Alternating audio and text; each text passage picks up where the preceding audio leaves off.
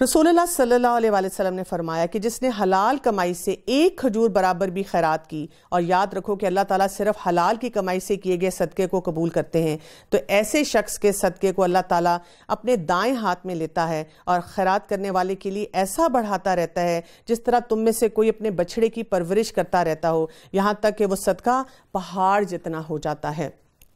اسی طرح سے صدقہ دیتے وقت یا اللہ کے راستے میں دیتے وقت ہم دیکھتے ہیں کہ ہمارے پر مختلف کیفیات آتی ہیں۔ کئی دفعہ ہم کسی کو مدد کرنا چاہ رہے ہوتے ہیں لیکن ہمیں سمجھ نہیں آ رہی ہوتی کہ لوگ جینون ہیں کہ نہیں ہیں، ان کی مدد کرنی چاہیے کہ نہیں کرنی چاہیے۔ تو ایک حدیث ہماری اس سلسلے میں رہنمائی فرماتی ہے۔ نبی کریم صلی اللہ علیہ وسلم نے فرمایا، ایک شخص نے کہا کہ میں آج صدقہ کروں گا، پھر وہ رات کو صدقہ کرنے کو نکلا اور لا علمی میں ایک چور پر صدقہ کرایا۔ صبح ہوئی تو لوگ آپس میں باتیں کر رہے تھے کہ آج رات کسی نے چور کو صدقہ دے دیا۔ وہ آدمی یہ جان کر کہنے لگا، یا اللہ، ہر قسم کی تعریف تیرے ہی لیے ہے، میں آج پھر صدقہ کروں گا۔ یعنی انسان کو لگتا ہے کہ شاید میں نے صحیح طرح سے صدقہ نہیں کیا، نیت میری صحیح نہیں تھی۔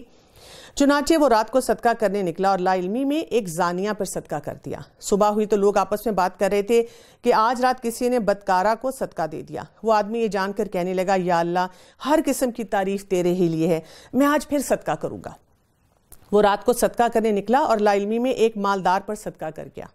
صبح ہوئی تو لوگ آپس میں باتیں کر رہے تھے کہ آج رات کسی نے مالدار کو صدقہ کر دیا۔ وہ آدمی یہ جان کر کہنے لگا، یا اللہ، ہر قسم کی تعریف تیرے ہی لیے ہے، چور، بدکارہ اور غنی پر تو میں نے غلطی سے صدقہ کر دیا۔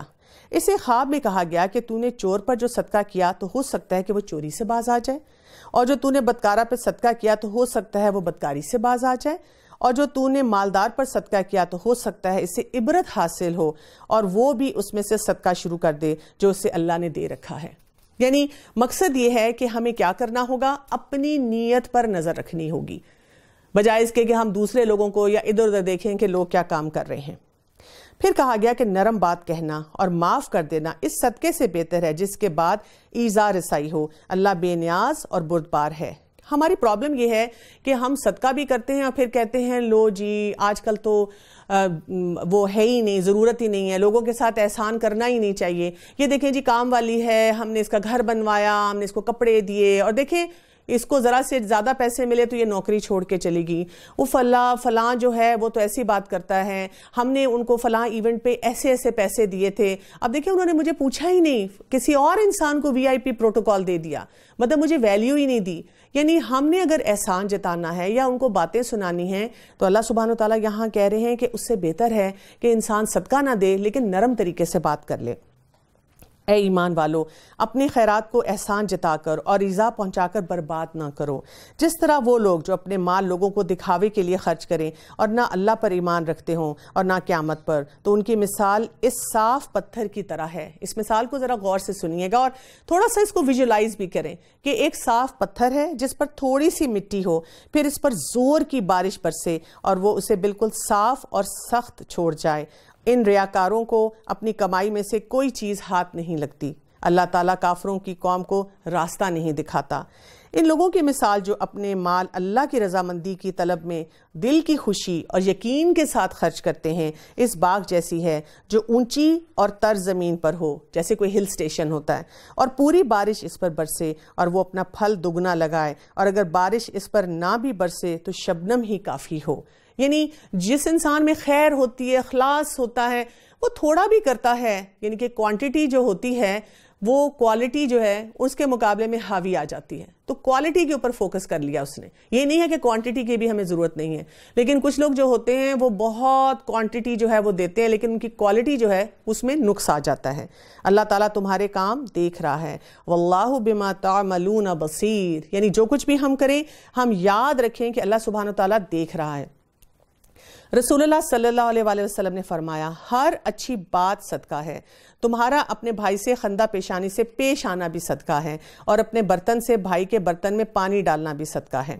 رسول اللہ صلی اللہ علیہ وسلم نے ارشاد فرمایا، ہر مسلمان پر صدقہ کرنا ضروری ہے۔ تو صحابہ کرام نے عرض کیا، یا رسول اللہ صلی اللہ علیہ وسلم، جس کے پاس مال نہ ہو وہ کیسے صدقہ کرے؟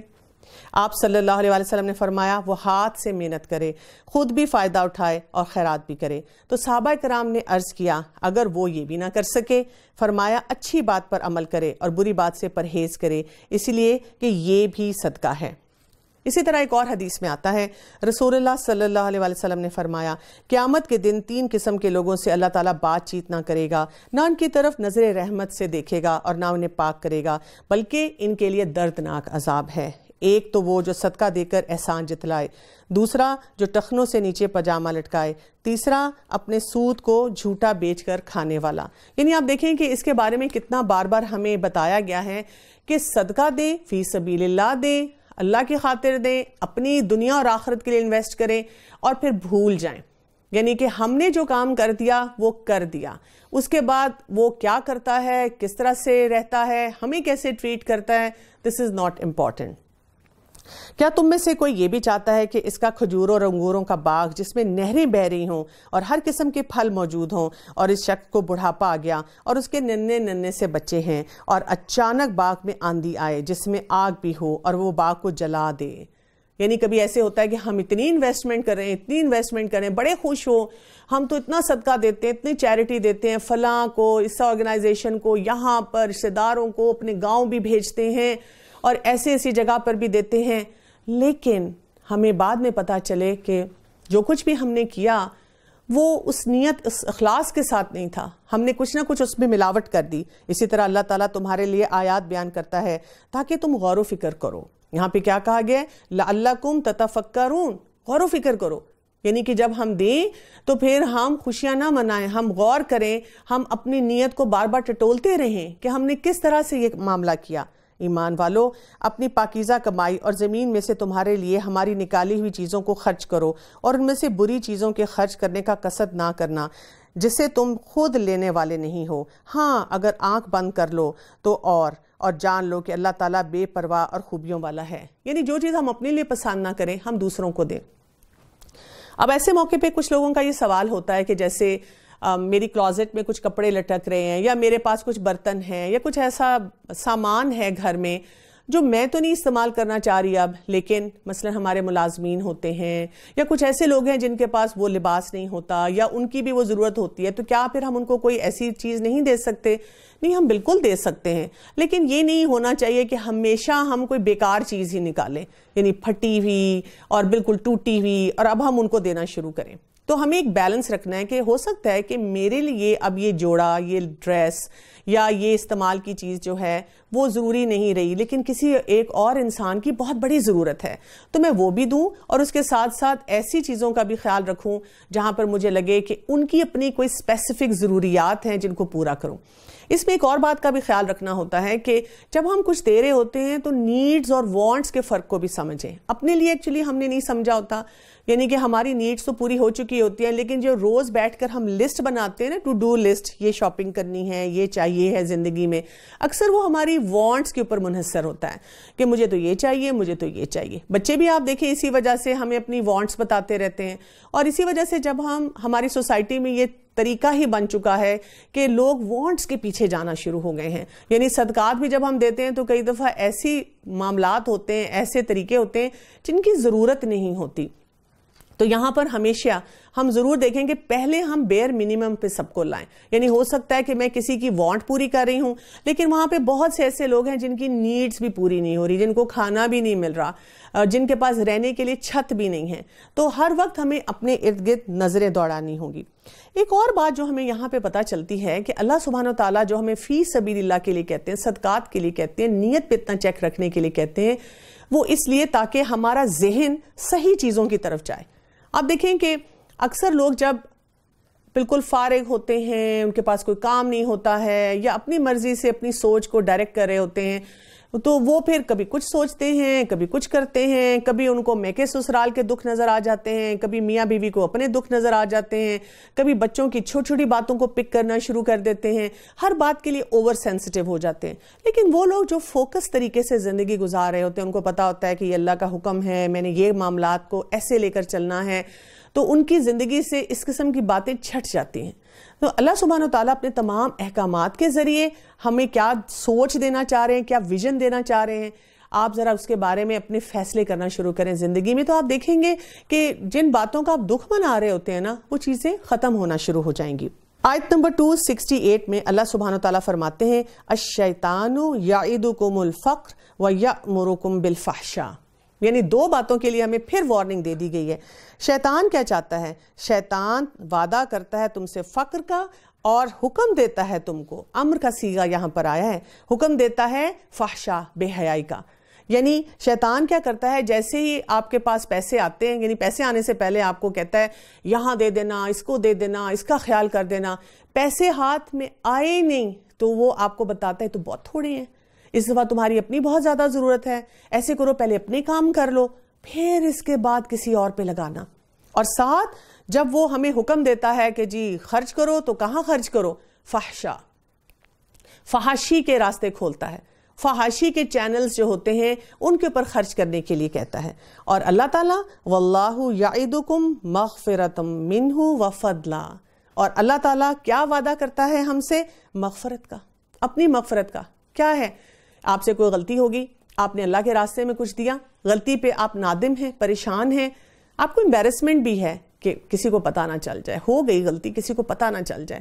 آپ اللہ تعالیٰ سے کہتے ہیں میرے رب مجھے معاف کر دے، تو اللہ تعالیٰ اس غلطی کو چھپا دیتا ہے، ڈھانپ دیتا ہے اور نہیں بتاتا۔ اور اللہ تعالیٰ فضل بھی دیتا ہے، فضلا، فضل کیا ہوتا ہے؟ بونس، یعنی وہ چیز جو ہم ڈیزرو نہیں کرتے لیکن اللہ دے رہا ہے، ٹھیک ہے؟ جیسے ہوتا ہے نا بائی 1 get 2 free 3 free، تو اللہ تعالیٰ کے خزانوں میں تو کمی نہیں ہے، کتنا بھی فضل اللہ دے دے۔ اور پھر اللہ سبحانہ وتعالیٰ وہی بات یہاں پر کہہ رہے ہیں واللہ واسع علیم، اللہ تعالیٰ وسعت والا اور علم والا ہے۔ رسول اللہ صلی اللہ علیہ وآلہ وسلم نے فرمایا کہ ہر روز صبح کے وقت 2 فرشتے نازل ہوتے ہیں، ان میں سے ایک اس طرح دعا کرتا ہے اے اللہ خرچ کرنے والے کو اور زیادہ عطا کر، اور دوسرا اس طرح بد دعا دیتا ہے اے اللہ ہاتھ روکنے والے کو تلف کر دے۔ تو ہمیں کیا کرنا چاہیے؟ صبح جیسے ہی ہوتی ہے ہم فیصلہ کریں کہ اب میں نے کسی سپینڈنگ کی طرف جانا ہے، کچھ صدقہ کرنا ہے کسی شکل میں، اور اس میں ہم اپنے قرابت داروں کو بھی دیکھیں، قریبی لوگوں کو بھی دیکھیں، جو ہمارے ماتحت آتے ہیں ان کی طرف بھی نظر دوڑائیں، اور ساتھ ساتھ فی سبیل اللہ بھی کچھ نہ کچھ کرتے رہیں۔ اب یہ کرنا کوئی آسان کام تو نہیں ہوتا، جیسے میں نے آپ کو مثال دی تھی کہ بہت ہمیں سمارٹ انویسٹر بننا پڑے گا۔ انویسٹمنٹ کرنے کے لیے لوگ کیا کرتے ہیں؟ سٹاکس پہ بھی نظر رکھتے ہیں اور اپنی کیپیسٹی بھی بڑھاتے ہیں، اپنی سمارٹنس بھی بڑھاتے ہیں۔ تو اللہ کے راستے میں بھی خرچ کرنے کے لیے ہمیں بہت سمارٹ ہونا پڑے گا، اور یہ سمارٹنس کیسے آتی ہے؟ اس کے لیے کون سی ڈگری حاصل کرنی پڑے گی؟ اللہ سبحانہ وتعالیٰ آیت نمبر 269 میں فرماتے ہیں یؤتی الحکمہ من یشاء، کیونکہ اگر آپ ویسے پڑھیں تو آپ کہتے ہیں یہ خرچ کرتے کرتے حکمت کی بات کیوں آ گئی؟ لیکن اللہ سبحانہ تعالیٰ کہہ رہے ہیں وہ جسے حکمت اور دانائی دیتا ہے، اور جو حکمت اور سمجھ دے دیا جائے تو وہ بہت ساری بھلائی دیا گیا، نصیحت صرف عقل مند ہی حاصل کرتے ہیں۔ یعنی حکمت یہ فارمولا ہے، یہ ڈگری ہے جو ہمیں حاصل کرنی پڑے گی اگر ہم چاہتے ہیں کہ ہم صحیح جگہ پہ اللہ کی خاطر انویسٹ کریں۔ اور حکمت کیا ہوتی ہے؟ صحیح جگہ پر صحیح فیصلہ کرنا۔ آپ دیکھیں بہت سے لوگ کیا کرتے ہیں کہ جب کوئی بات بولتے ہیں یا معاملہ کرتے ہیں اس کے بعد کہتے ہیں مجھے یہاں یہ نہیں بولنا چاہیے تھا، مجھے یہاں یہ کر دینا چاہیے تھا، مجھے ایسے ہونا چاہیے تھا، اور پھر ان باتوں کا دکھ بھی مناتے رہتے ہیں کہ میں نے پتہ 6 سال پہلے یہ بولا تھا، یہ نہیں بولنا چاہیے تھا۔ یعنی آپ نے اگر کوئی غلط بات بولی تو حکمت کا تقاضا کیا ہے کہ اب آپ اس بات پہ جم جائیں اور کہیں یہ میرے لیے ایک لرننگ تھی، آئندہ میں نے ایسی غلطی نہیں کرنی۔ اور حکمت آپ کو یہ بتائے کہ لوگوں سے ڈیل میں نے کیسے کرنا ہے، آپ کی میچیورٹی میں اضافہ ہوتا چلا جائے۔ تو حکمت وین، ویئر، ہو، جو بھی اس میں معاملات آتے ہیں ان سب کے بارے میں سوچتے رہنا۔ اور آج کے دور میں لوگ کیا کہتے ہیں؟ مائنڈ فل ہونا۔ اس وقت اللہ سبحانہ تعالیٰ نے کہا وَمَا يَذَّكَّرُ إِلَّا أُولُو الْأَلْبَابِ، یعنی کہ یہ تو ایک نصیحت ہے، ایک یاد دہانی ہے، کس کے لیے؟ جو کہ عقل مند ہوگا۔ تو ہم سب کو اللہ تعالیٰ نے عقل دی ہے نا، اس معاملے میں ہم اپنی عقل کو استعمال کریں گے تو ہماری حکمت میں اضافہ ہوگا۔ تم جتنا کچھ خرچ کرو یعنی خیرات اور جو کچھ نظر مانو اللہ اسے بخوبی جانتا ہے، ظالموں کا تو کوئی مددگار نہیں۔ اگر تم صدقے خیرات کو ظاہر کرو تو وہ بھی اچھا ہے، اور اگر تم اسے پوشیدہ مسکینوں کو دو تو یہ تمہارے حق میں بھی بہتر ہے۔ اللہ تعالیٰ تمہارے گناہوں کا کفارہ کر دے گا، اللہ تعالیٰ تمہارے تمام اعمال کی خبر رکھنے والا ہے۔ علماء اکثر یہ کہتے ہیں کہ یہ جو ظاہر کر کے دینا ہوتا ہے یہ جیسے زکوٰۃ ہے، یعنی آپ کو یہ بتانے کی ضرورت تو نہیں ہے کہ میں نے کتنی زکوٰۃ دی، لیکن اتنا ذکر کر دینا کسی کے سامنے کہ میں نے اپنی زکوٰۃ دے دی، تو دوسرے لوگوں کو بھی انڈیکیشن مل جاتا ہے کہ ہاں میں نے بھی اپنی زکوٰۃ دینی ہے، مجھے بھی یہ کام کیلکولیٹ کرنا ہے۔ اسی طرح سے کبھی کبھار کسی ایسے شخص کے سامنے ظاہر کر دینا، جیسے کہیں کوئی بہت زیادہ ضرورت ہے لوگوں کو فنڈز کی، کسی ادارے کے لیے ضرورت ہے یا کسی پروجیکٹ کے لیے ضرورت ہے، تو جب آپ نے ذرا سا ذکر کیا کہ جی یہ بھی پروجیکٹ ہے اور میں نے یہاں پہ دیا ہے، آپ کو اماؤنٹ بتانے کی ضرورت نہیں ہے، لیکن جب آپ ذکر کرتے ہیں تو بہت سے ایسے لوگ جو ارد گرد اپنے اسی طرح کے جگہ ڈھونڈ رہے ہوتے ہیں، اپرچونٹیز ڈھونڈ رہے ہوتے ہیں، تو ان کے سامنے بھی وہ بات آ جاتی ہے۔ اسی طرح پوشیدہ، یعنی جب آپ ویسے صدقات کا جو اماؤنٹ دیتے ہیں یا کسی کی مدد کرتے ہیں تو آپ پوشیدگی سے کریں، خاموشی کے ساتھ کریں، تاکہ آپ کا وہ اجر جو ہے اور نیت اور اخلاص جو ہے وہ اللہ کے لیے خالص رہے۔ انہیں ہدایت پر لا کھڑا کرنا تیری ذمہ داری نہیں، بلکہ ہدایت اللہ دیتا ہے جسے وہ چاہتا ہے۔ تم جو بھلی چیز اللہ کی راہ میں دو گے اس کا فائدہ خود پاؤ گے۔ تمہیں صرف اللہ کی رضامندی کی طلب کے لیے ہی خرچ کرنا چاہیے۔ تم جو کچھ مال خرچ کرو گے تو اس کا پورا بدلہ تمہیں دیا جائے گا اور تمہارا حق نہ مارا جائے گا۔ یہاں پہ آپ دیکھیں کہ بڑا امپورٹنٹ فارمولہ ہمیں دیا جا رہا ہے، کیونکہ اکثر اوقات ہم یہ کرتے ہیں کہ جب کسی کو دیتے ہیں یا کسی کے لیے کوئی بھی اچھا کام کرتے ہیں، ہم ایکسپیکٹ کرتے ہیں کہ دوسرا انسان اپنے رویے بدل لے، دوسرا انسان جو میں سمجھتی ہوں اسے کرنا چاہیے وہ کرے اور اس طرح کا فیصلہ کرے۔ یہاں پہ اللہ سبحانہ تعالیٰ بتا رہے ہیں we are not responsible for other people، ہم صرف اپنے لیے ذمہ دار ہیں، ہمیں صرف اپنے بارے میں سوچنے، میں نے نیکی کا کام کیا، اللہ کی خاطر کیا، بس دوسرا انسان جو بھی کرتا ہے وہ اپنے کیے کا اللہ کو خود جواب دے گا۔ عبداللہ بن مسعود رضی اللہ عنہ سے روایت ہے کہ نبی کریم صلی اللہ علیہ وسلم نے فرمایا، رش صرف 2 جگہوں پہ جائز ہے، ایک اس شخص کے ساتھ جسے اللہ نے دولت دی اور وہ راہ حق میں خوب خرچ کرنے کی توفیق بھی دی، اور دوسرا اس شخص کے ساتھ جسے اللہ نے حکمت سے نوازا ہو اور وہ اس کے ذریعے فیصلے کرتا ہو اور اس حکمت کی تعلیم دیتا ہو۔ اسی طرح رسول اللہ صلی اللہ علیہ وسلم نے فرمایا، یہ حدیث تو بہت ہی خوبصورت ہے، اور آپ سب لوگ جو اس وقت قرآن تھامے ہوئے بیٹھے ہیں اور پڑھ رہے ہیں تو یہ آپ کو دیکھ کر بھی میں کہوں گی، اللہ تعالیٰ جس کے ساتھ بھلائی کا ارادہ کرتا ہے اسے دین کی سمجھ عطا فرما دیتا ہے۔ یعنی اللہ تعالیٰ کی طرف سے یہ ہمارے لیے ایک بہت بڑا تحفہ اور انعام ہے کہ ہم رمضان کے مہینے میں اور ویسے بھی پورے سال بھی اگر اللہ ہمیں توفیق دے دے کہ ہم اللہ کا کلام کھولیں، اسے پڑھیں، اسے سمجھنے کی کوشش کریں۔ یہ کوئی انسان کسی کے لیے نہیں کر سکتا، یہ اللہ کے ہی فیصلے ہوتے ہیں کہ اللہ تعالیٰ کسی کے لیے بھی آسانی کرے۔ اسی طرح سے نبی کریم صلی اللہ علیہ وسلم نے فرمایا، صدقے کا ظاہر کرنے والا اس شخص کی طرح ہے جو بلند آواز سے قرآن مجید پڑھتا ہے، اور اسے چھپا کر دینے والا آہستہ قرآن پڑھنے والوں کی طرح ہوتا ہے۔ یعنی چاہے آپ صدقے کو دیں، اناؤنس کر کے دیں، چھپا کے دیں، جس طرح قرآن کو ہم بلند آواز میں پڑھیں یا خاموشی سے پڑھیں تو اجر و ثواب میں کسی قسم کی کمی نہیں ہوتی۔ یہ انسان اپنی نیڈز کے مطابق فیصلہ کرتا ہے کہ کہاں پر کس قسم کا مجھے ایٹیچیوڈ رکھنا ہے۔ صدقات کے مستحق صرف وہ غرباء ہیں جو اللہ کے راستے میں روک دیے جاتے ہیں، جو ملک میں چل پھر نہیں سکتے۔ نادان لوگ ان کے سوال نہ کرنے کی وجہ سے انہیں مالدار خیال کرتے ہیں۔ تو ان کے چہرے دیکھ کر قیافے سے انہیں پہچان لے گا، وہ لوگوں سے چمٹ کر سوال نہیں کرتے۔ تم جو کچھ مال خرچ کرو اللہ تعالیٰ اس کا جاننے والا ہے۔ اب یہاں پہ آپ دیکھیں ایک اور کیٹیگری کی بات کی جا رہی ہے، یہ کون سے لوگ ہیں جو کہ فی سبیل اللہ، اللہ کے راستے میں لگے ہوئے ہیں۔ یہاں پہ اصحاب صفہ کی مثال دی جاتی ہے کہ جب اصحاب صفہ تھے، رسول اللہ صلی اللہ علیہ وسلم سے قرآن اور حدیث کی تعلیم لے رہے تھے۔ اب ظاہر ہے ان کو اپنے گھر بار چلانے کے لیے ریسورسز چاہیے، بچے ہیں، فیملیز ہیں، اسی طرح سے باقی ایکسپینسز ہوتے ہیں، تو تعلیم بھی لینی ہے، پورا وقت انہوں نے اللہ کے دین کے لیے لگایا ہوا ہے۔ اب ایسے لوگ کیا کریں گے؟ تو ایسے لوگوں پہ سپینڈ کرنا بھی ضروری ہے۔ آپ دیکھیں ہمارے معاشرے میں بھی ہمیں ایسے لوگ نظر آتے ہیں، دیکھنے میں لگتا ہے کہ وہ بہت اچھی طرح رہ رہے ہیں، وہ مانگ بھی نہیں رہے ہیں، وہ اپنی مجبوریوں کا اظہار بھی نہیں کر رہے ہیں، لیکن ان کی ضروریات ہیں، انہوں نے بلز دینے ہیں، انہوں نے اپنا منتھلی راشن لانا ہے، اس کے ساتھ ساتھ ان کے بچے مختلف اداروں میں پڑھ رہے ہیں اور وہاں پر انہوں نے ان کے خرچے پورے کرنے ہیں۔ مجھے پرسنلی یاد ہے کہ میں ایک دفعہ کسی سیشن لینے کے لیے ایک مسجد میں گئی اور میں نے وہاں پر دیکھا کہ جو وہاں پہ امام مسجد تھے ان کی بیٹی جو تھیں وہ کچھ بچوں کو ٹیوشن پڑھا رہی تھیں، کیونکہ ان کا شوق یہ تھا کہ انہوں نے جہاں پر دین کی تعلیم حاصل کی انہوں نے دنیاوی تعلیم جو ہے اس میں بھی ایکسیل کرنا ہے، اور ان کے پاس اتنی ٹیوشن فی نہیں تھی تو وہ بچی پڑھا کر وہاں سے اپنا خرچہ پورا کر رہی تھی۔ تو ہم یہ سمجھتے ہیں کہ جو لوگ دین کا کام کر رہے ہیں اور دیکھنے میں لگتا ہے کہ وہ کمفرٹیبل رہ رہے ہیں ان کو کسی ریسورس کی ضرورت نہیں ہے، تو اللہ سبحانہ وتعالیٰ چاہتے ہیں کہ ایسے لوگوں کو ہر معاملے میں فیسیلیٹیٹ کیا جائے اور ان کے لیے راستے جو ہیں وہ مزید کھولے جائیں، کیونکہ ہم ان کو صرف ان کی ایکٹیویٹیز سے پہچان سکتے ہیں۔ ہم اکثر اس دور میں رہتے ہوئے یہ تو اسپیکولیٹ کرتے رہتے ہیں کہ ان کے پاس یہ گاڑی کہاں سے آئی، یہ تو کہاں کیا سورس ہے ان کا، انہوں نے یہ کیسے رکھا ہوا ہے، لیپ ٹاپ کیسے رکھا ہوا ہے، یا یہ کہ یہاں آتے جاتے کیسے ہیں، لیکن ہم یہ نہیں سوچتے کہ یہ اپنی ضروریات پوری کرنے کے لیے کیا کرتے ہوں گے، ان کو کتنی مشکلات پیش آتی ہوں گی۔ تو ایسے لوگوں کے لیے اللہ تعالیٰ چاہتے ہیں کہ ان پر انویسٹ کیا جائے۔ جو لوگ اپنے مالوں کو رات دن چھپے کھلے خرچ کرتے رہتے ہیں ان کے لیے ان کے رب کے پاس اجر ہے اور انہیں نہ خوف ہوگا اور نہ ہی حزن ہوگا۔ اب دیکھیں یہاں پر پھر ایک امپورٹنٹ بات کی جا رہی ہے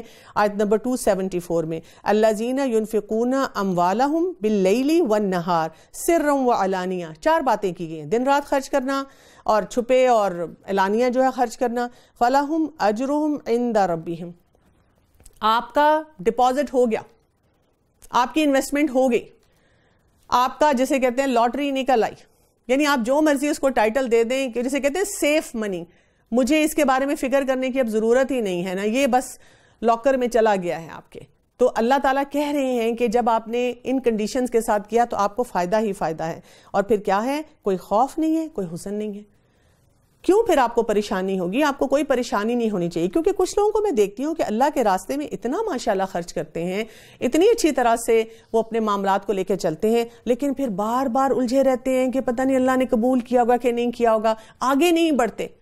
اسی پریشانی میں اسی چیلنج میں گھر جاتے ہیں اور شیطان ان کو پھر وہاں سے اپنے نرغے میں لے لیتا ہے۔ تو جب ہم اپنے نیت اور اخلاص کو چیک کر لیں، اللہ کے خاطر کیا، بس ہو گیا کام، آگے موو کریں اور کوئی اور نیکی کا موقع جو ہے اس کو ڈھونڈنا شروع کریں۔ جب ہم نے گڈ سائیڈ آف منی دیکھ لیا تو اب ہمیں بیڈ سائیڈ آف منی بھی دیکھنا ہے، یعنی جہاں پر ہمارے لیے خوشخبریاں ہیں اور اللہ سبحانہ و تعالیٰ نے ہمیں بتایا ہے کہ کہاں پر ہمیں انویسٹ کرنا ہے، وہاں پہ ہمیں وارننگز بھی دے دی گئی اور سمجھا بھی دیا کہ اس راستے پہ ہم نے نہیں جانا۔ سورہ البقرہ کی آیت نمبر 275 میں اللہ سبحانہ و تعالیٰ نے ارشاد فرمایا، الذین یاکلون الربا، اب کن لوگوں کی بات ہو رہی ہے؟ ربا کھانے والے لوگوں کی بات ہو رہی ہے۔ سود خور لوگ یہ کھڑے ہوں گے مگر اس طرح جس طرح وہ کھڑا ہوتا ہے جسے شیطان چھو کر خپتی بنا دے، یہ اس لیے کہ یہ کہا کرتے تھے کہ تجارت بھی تو سود ہی کی طرح ہے، اور اللہ نے تجارت کو حلال کیا اور سود کو حرام۔ بہت امپورٹنٹ پیرامیٹر یہاں پہ دیا جا رہا ہے، اور ہم دیکھتے ہیں کہ آج کے دور میں بھی یہی بحث پہ بحث چلتی رہتی ہے۔ ہر شخص یہ پروو کرنے کی کوشش کرتا ہے کہ جو اس کے پاس پیسہ ہے وہ سود کے زمرے میں نہیں آتا،